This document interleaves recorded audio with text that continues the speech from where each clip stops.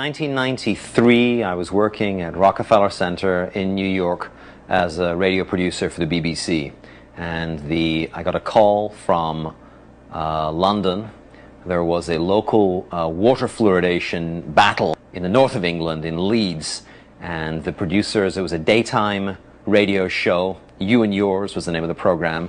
And the producer said, "Chris, what do you know about fluoride? What do the Yanks think about fluoride? Is there an American angle?" And it was a very, familiar request to me. Is there an American angle to the story? And I said, "Look, I don't know fluoride from a hole in the wall. I have no idea about fluoride, but let me make a few phone calls and see if I can't help you out." And my first call was to Ralph Nader in Washington. And I'm not sure why I called Ralph Nader, but look, it was a consumer issue. And Mr. Consumer, Ralph Nader, I thought, let's give him a call. And I got through, and he said, "Look, I don't know a great deal about water fluoridation, but I've never had terribly good feelings about it. Here are the names of a couple of scientists you ought to speak with." And he gave me the names of Dr. William Hersey, who then and now is a chemist at the Environmental Protection Agency, and Dr. Robert J. Carton. Bob Carton had been with EPA, but at that time was then over at the U.S. Army.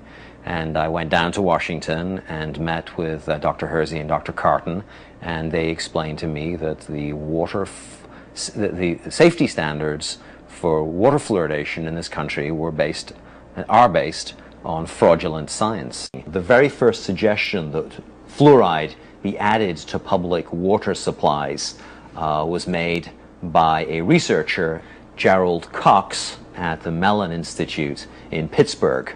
Cox became interested in fluoride because of the suggestion of Francis Frary. That's the letter I uncovered.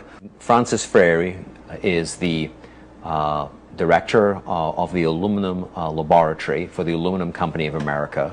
He is very concerned about fluoride pollution around aluminum plants. He's very concerned about what the fluoride is doing to the workers inside these aluminum plants.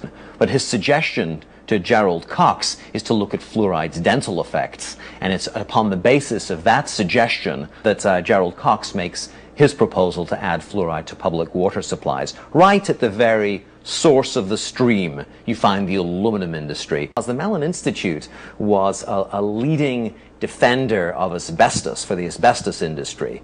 Today, industry are facing a tidal wave, a crippling tidal wave of lawsuits from people who have had their health damaged, who've been killed by asbestos. Well, for generations, the Mellon Institute produced research that said that mesothelioma was caused by something other than asbestos. So it's no coincidence that the Mellon Institute makes the first suggestion that fluoride be added to public water supplies. The most notorious air pollution disaster in U.S. history was the Halloween air pollution incident in Donora, Pennsylvania, a mill town south of Pittsburgh, where a couple of dozen people and several thousand were injured because of effluents coming from a U.S. steel plant, which were trapped by a temperature inversion.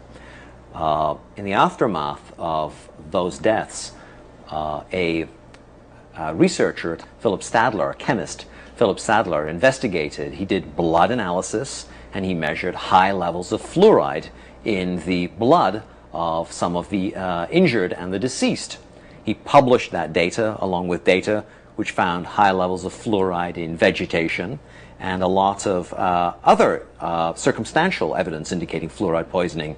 Sadler published his research in Chemical and Engineering News, but the Public Health Service came in and said that fluoride wasn't responsible. It was a mixture of air pollutants and bad weather that had caused the disaster. Well, I uncovered a memo, Paul, a memo from the Aluminum Company of America in which they had secretly gotten blood from one of the deceased.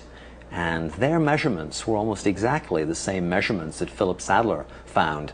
Laundering fluoride's role in the Donora pollution incident is really emblematic for what has happened for the last half century. Dr. Harold Hodge, a distinguished toxicologist on the Rochester team, has carefully investigated the safety of fluoridation. Well, to put it very simply, fluoride is safe at 1 part per million. No scientist's word was trusted more by the health establishment than Dr. Harold Hodge when it came to fluoride. He was a very senior figure and operated at the highest levels for almost all his scientific career. This brings us back to the fundamental point. Fluoride is safe, and I think I can say in conclusion that there is no health hazard that justifies postponing water fluoridation. The documents that I uncovered with Joel Griffiths in the files of the Manhattan Project and the Atomic Energy Commission are very clear and very explicit. The toxicology department at the University of Rochester, which was under the direction of Harold Hodge, was asked to come up with medical information that could help the government in lawsuits in which the United States Army and the US government were being charged with fluoride pollution.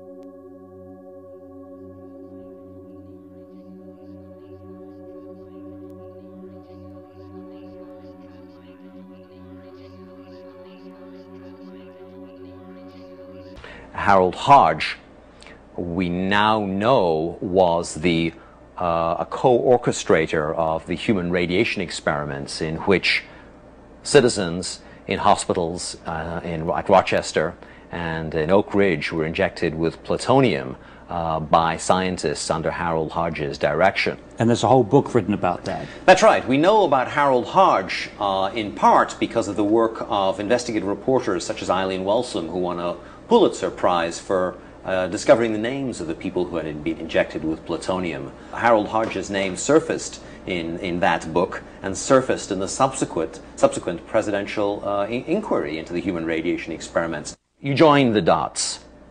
If Harold Hodge and the University of Rochester are injecting people with plutonium and uranium, and at the same time they are reassuring us about fluoride safety, what's the connection?